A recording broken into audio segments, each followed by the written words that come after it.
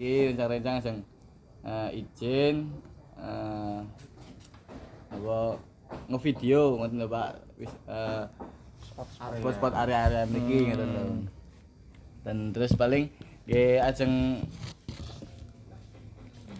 takon beberapa nih lho Pak, pertanyaan-pertanyaan tentang Nggih, monggo. Bahasa Indonesia mawon. oh nggih. Nanti ini. Atau campur-campur aja nanti. Ini yang jelas saya sampaikan secara basicnya, Ya. secara apa? Ya pada dasarnya apa yang bisa saya sampaikan yang bisa kami publish. Ada beberapa yang memang perusahaan itu ada beberapa kalau orang masak itu contohnya misalkan restoran itu ada beberapa yang memang itu bumbu rahasia misalkan. Ada beberapa juga sisi kami yang memang tidak bisa kami share. Ya, tapi yang berkaitan dengan usaha UMKM kami libatkan seperti apa mereka, terus SDM seperti apa. Nah, itu kan hal-hal yang sifatnya dasar itu bisa saya sampaikan kayak gitu. Kudune saya itu masak ganteng ya kudune ya. Israel so ganteng ya Pak ya. Kalau untuk berdirinya di sini pertamanya gimana ya, Pak? Berdirinya dulu awalnya kita kan punya kebetulan yang punya kan Pak D-nya Jai ini kebetulan. Dulu awalnya kami hanya punya hortikultura awalnya. Hortikultura ya sini dulu. Terus setelah itu beliaunya berpikir terus kalau hortikultura aja bagaimana ini jadi mendatangkan rupiah lagi bagaimana. Terus itu berpikir ternyata memang harus selalu dinamis. Terus jadi resto. Setelah resto tidak hanya resto tapi bagaimana menjadi sebuah destinasi wisata. Itu beriringan sesuai perjalanan waktu. Dan waktu itu kan lagi tahun 2015-16 sampai 19 itu kan lagi booming-boomingnya selfie, foto dan lain sebagainya. Nah, itu seiring perjalanan itu. Berarti kayak nyediain tempat untuk foto-foto. Seperti itu foto-foto. Kalau gitu. target wisatawannya sendiri khusus untuk Kalau target kami sebenarnya kami nggak target. Siapa yang masuk itulah target kami. Segmen kami yang jelas seawalnya segmen itu kami semua segmen, tapi ternyata segmen itu terpetak dengan sendirinya. Nah, karena berhubungan dengan price list, pelayanan dan lain sebagainya otomatis terpetak dengan sendirinya. Tapi pada dasarnya kita tidak segmented, semua segmen gitu masuk semuanya. kalau untuk yang sering datang gitu biasanya dari wisatawan asing Kita atau lokal. asing ada yang jelas mereka suka rata-rata itu Eropa ya kayak gitu ya Eropa ataupun yang Asia Tenggara ada juga. Tapi pada dasarnya kita terbentuk atau terimit itu apa Mbak Mas Tega? Terpatri orang-orang itu kalau di sini harus dengan reservasi dan dengan rombongan. Atau biasanya kami biasanya corporate ataupun government seperti itu. Corporate itu baik BUMN, swasta dan lain sebagainya. Mereka datang dengan rombongan rata-rata 100 sampai 700 orang seperti itu. Gitu. Berarti dari sini juga udah menyediakan fasilitas kayak guide gitu terus. Secara otomatis kami ada Mbak. Jadi kalau ketika kami sudah berani ikrar dengan kita buka dengan mancanegara, otomatis mau tidak mau kita harus siapkan. Yang tidak hanya kait yang berhubungan dengan segala sesuatu tetek bengeknya di situ. Misalkan kami kan buka kegiatan tidak hanya foto, tapi kegiatan capacity building, outbound dan sebagainya. Berarti di situ kalau outbound baik dengan yang high impact ataupun yang soft impact. Berarti itu kalau high impact berarti kita butuh sesuatu misalkan tetek bengeknya. Oh itu kegiatan yang sifatnya secara fisik. Oh berarti kita harus klinik dan lain sebagainya. Kita harus bekerja sama dengan lain sebagainya. Nah kayak gitu. Kalau dari sumber dayanya sendiri itu tuh dari warga sekitar sini. Ada beberapa yang kita ambil dari warga. Ada juga yang kita memang ambil dari profesional seperti fotografer, writer atau itu yang kita ambil dari beberapa yang memang profesional seperti itu. Tapi ada yang lebih mengutamakan untuk warga sendiri atau Skala prioritas, Mbak. Jadi dari bisnis itu kita mempertimbangkan unsur geografis atau unsur setempat itu hanya berapa persen, itu di pos apa, terus yang unsur profesional itu sekian persen, ini di pos apa. Ya itu kita mikirkan gitu. Yang jelas masyarakat itu harus kita libatkan. Memang harus kita libatkan dari beberapa activity. Misalkan kebetulan kita ada activity namanya berjelajah naik gerobak sapi. Nah itu 100% gerobak sapi itu milik masyarakat. Otomatis kita libatkan mereka secara 100%. Tapi mereka kan orang awam, bukan orang pariwisata. Mereka harus kita edukasi baik tentang grooming dia. Nah, bagaimana attitude dia? Karena mereka sebagai tour guide kami yang bagaimana dia ketika perjalanan dia akan menjelaskan apa toh yang ini ketika lewat dia akan tanya. Nah, di situ. Kalau soal grooming ya seperti saya sampaikan tadi, saya matur penjenengan semuanya, maaf ya Mbak, saya berpakaian seperti ini. Nah, supir gerobak itu lebih ngeri lagi. Habis misalkan mereka habis nimpa letong ya di kandang, terus habis itu terus dia kerja, nah itu kan secara sopan santunnya kan juga dikurang. Nah, mereka kita edukasi. Kita setiap 1 bulan sekali ikut di pertemuan mereka, kita edukasi tentang bagaimana menjadi salah satu dari unsur penggerak wisata. Nah, itu kita ikut pertemuan mereka kayak gitu. kalau kegiatannya gitu apa aja Pak? Kegiatan kita banyak, Mbak. Apa yang diinginkan sama pelanggan, klien, kita kalau orang usaha adanya hanya siap dan bisa. Pertama, kita misalkan mereka butuh sesuatu yang unsur seni, mau kegiatan latih tari, kegiatan apa yang hubungannya dengan seni, kami bisa. Jadi semua paket itu kalau bisa kita harus bisa menghandle mereka, memfasilitasi mereka, kayak gitu Mbak. Jadi kegiatan itu dari datang mereka sudah kita sambut dengan apa. Nah, terus ketika aktiviti di sini harus kita layani seperti apa, yang mereka butuhkan seperti apa. Nah, di situ kita sudah itu. Kita kan ada beberapa paket di situ. Ya nanti bisa dipelajari, saya kirim lewat Jae. Kalau di sini namanya Jae ya. Nah, Kok bisa Jae Pak? Nggak tahu. Nah, ini saya lewat ini bisa di forward apa yang kami punya paket seperti apa. Nanti apa yang saya sampaikan mungkin sama teman-teman semuanya bisa seperti ini. Jadi saya hanya improve guidance-nya aja. Nanti improve-nya bisa teman-teman nanti seperti ini toh.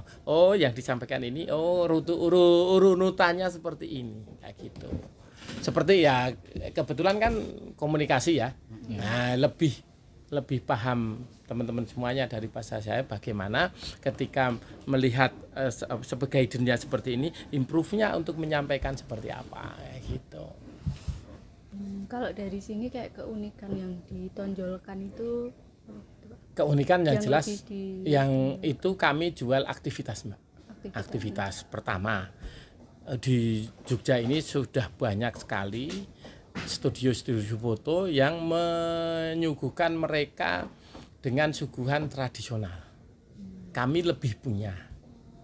Dalam arti mereka hanya konsepnya indoor, kami indoor ada, outdoor ada. Mereka yang diangkat adalah budaya orang pada umumnya, tapi kami adalah mengangkat budaya orang keraton pada umumnya. Nah, kalau mereka dengan ikat, dengan baju-baju era tempo dulu, tapi orang khalayak, orang pada umumnya. Tapi yang kami angkat adalah kasta ningrat, yang jarang orang mengangkat itu, karena memang di sini kalau berbisnisnya ya memang harus menggunakan sesuatu hal properti yang lebih banyak. Nah, seperti itu. Nah, itu pertama. Yang kedua, activity yang biasa dilakukan orang tempo-tempo dulu, orang ningrat itu konsep makan seperti apa. Nah, itu jarang orang kupas. Nah, kegiatan-kegiatan itu kami rangkum menjadi salah satu beberapa activity yang kita programkan. Misalkan, contohnya kita yang sering itu dari Pertamina, dari perbankan, BUMN, baik swasta dan lain sebagainya.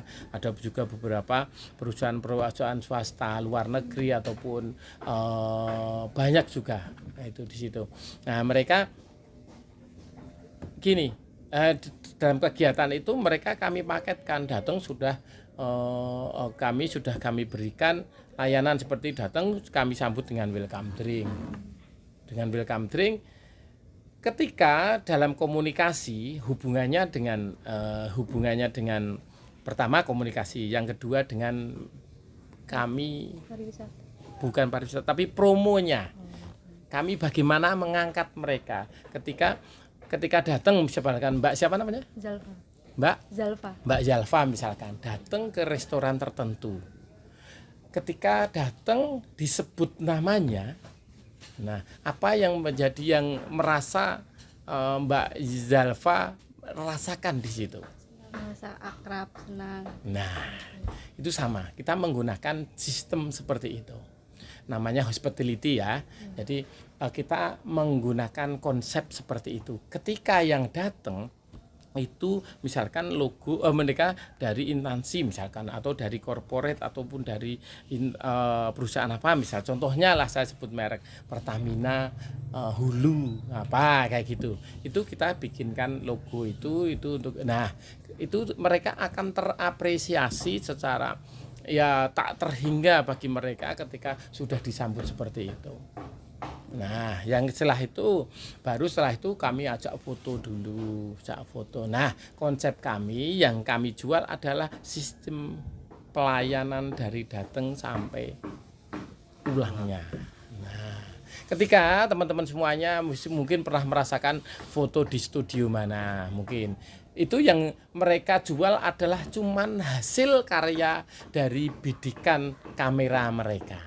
Tapi yang tidak dapatkan di yang tempat lain adalah kami bisa berikan di tempat kami ini. Itulah celah-celah orang kami ngambil konsep berbisnisnya dengan konsep seperti itu. Kasih experience, pengalaman. Nah, seperti itu bisa dikatakan kalau orang barat experience. Nah, seperti itu. Jadi sebenarnya ketika orang kayak kami konsepnya kan hubungannya dengan ini ya komunikasi bisnis ya, otomatis komunikasi bisnis bagaimana ketika kami berkomunikasi dengan klien habis itu, tapi kami ada impact-nya bagaimana ketika itu akan selalu komunikasi itu selalu to be continue, selalu tidak habis itu the end. Nah, tapi bagaimana? Nah, secara itu kami bikinkan program-program yang selalu berkesinambungan. Selalu. Jadi mereka ketika datang pun tidak akan bosan karena kami punya program banyak seperti itu.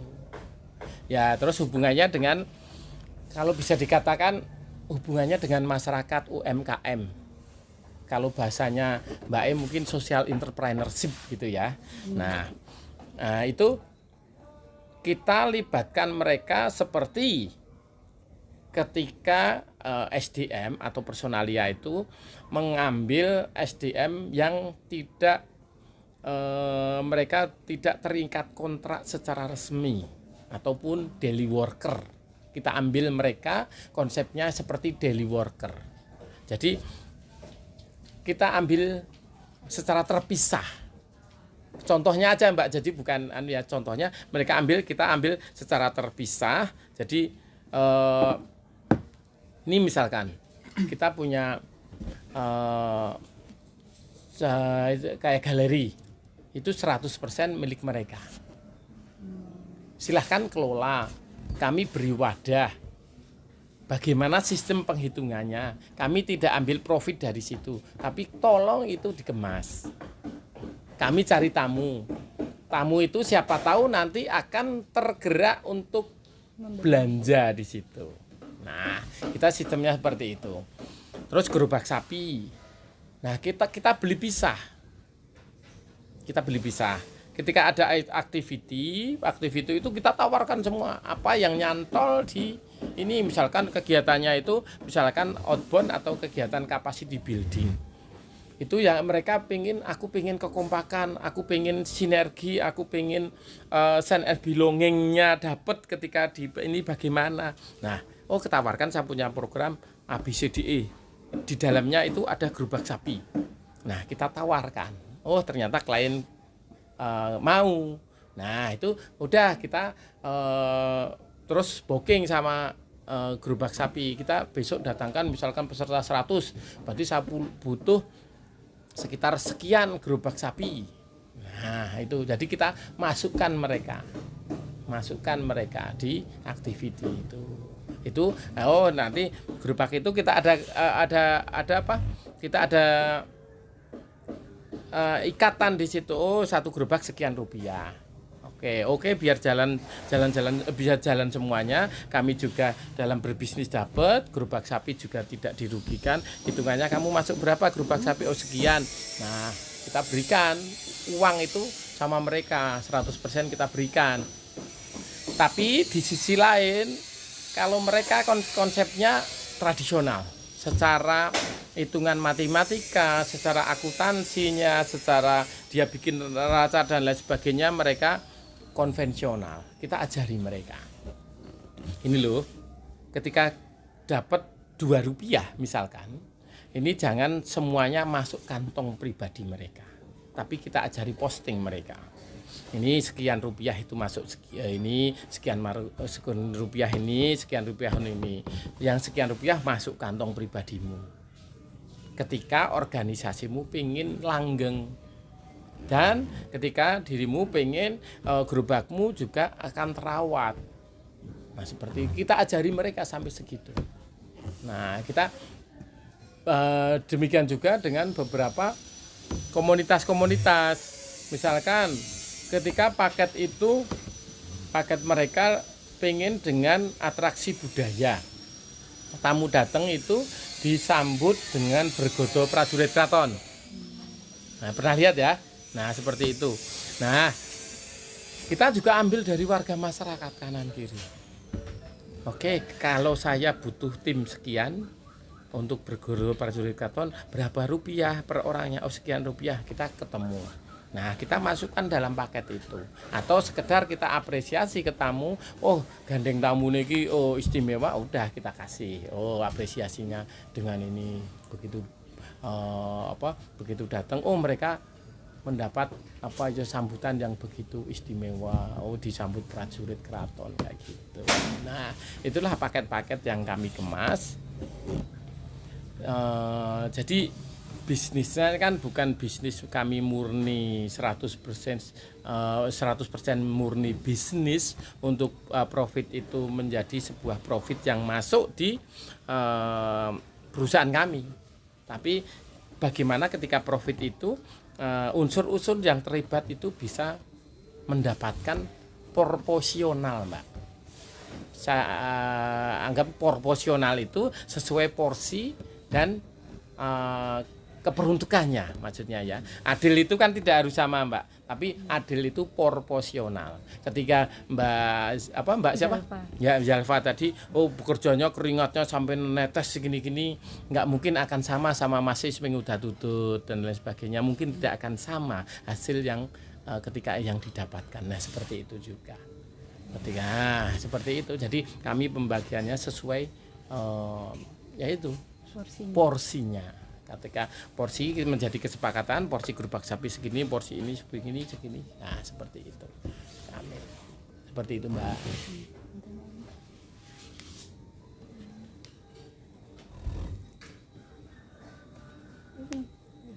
Ya, mungkin itu aja, Pak, yang ditanyakan. Oke.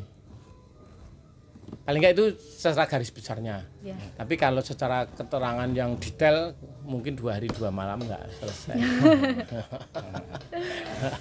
2 hari 2 malam nggak selesai. Jadi itu secara detailnya nanti program-program apa toh yang kami punya itu seperti apa nanti saya kirim. Jadi nanti Oh ternyata seperti ini toh, oh ternyata kayak gitu.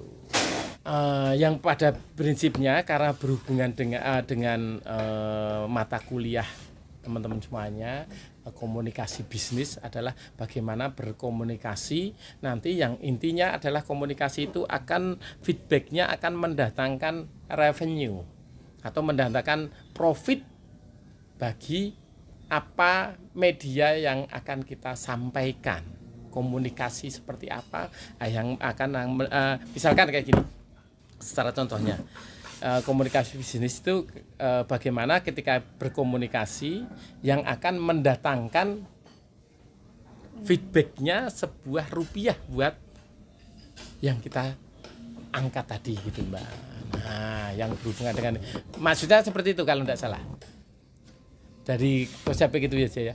Nah kayak gitu. Nah improve-nya karena yang sekolah secara detailnya teman-teman semuanya bagi improve-nya nanti tak serahkan teman-teman semuanya. Tapi secara garis besarnya seperti itu. Kami izin itu ya Pak. Monggo. Foto. Oke, siap. Belum kenal toh. Namanya siapa Pak?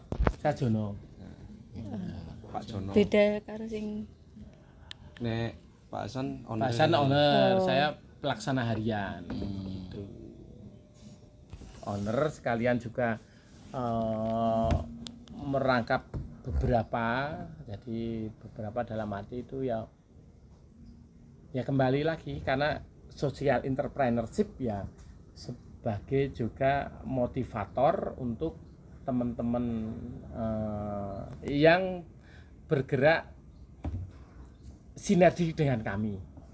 Nah, itu. Karena berwirausaha di tengah masyarakat dan melibatkan masyarakat itu berbeda dengan perusahaan yang hanya basisnya usaha tanpa melibatkan masyarakat. Misalkan kita bikin pabrik, masyarakat terlibat terdampak mungkin hanya sebatas terdampak hal yang negatif misalkan misalkan limbah dan sebagainya. Nah, tapi ini masyarakat itu kita libatkan ikut serta mereka menjadi salah satu penggerak pariwisata. Ya, yang jualan batik, gerobak sapi, itulah mereka kami mengambil itu karena sebagai media, salah satu tambahan media untuk penggerak wisatanya. Tanpa mereka sebenarnya kita jalan, tapi bagus juga ketika itu kami rangkul mereka. Nah, fungsi dari Pak Hasan itu sebagai owner juga sebagai mentor dari beberapa terlibat itu. Karena tanpa seperti itu ya tidak akan jalan, tanpa dimentori. Karena masyarakat itu kan buta tentang pariwisata. Ngerti ini ketika aku diundang gini, pulang disangoni. Cuman seperti itu. Tapi bagaimana kami mengedukasi mereka. Nah, seperti itu tugasnya beliau tambah seperti itu. Nah, gitu, Mbak. pun. Nggih. Kak. Terima kasih Pak. Makasih Nggih, ya, Pak. sami-sami.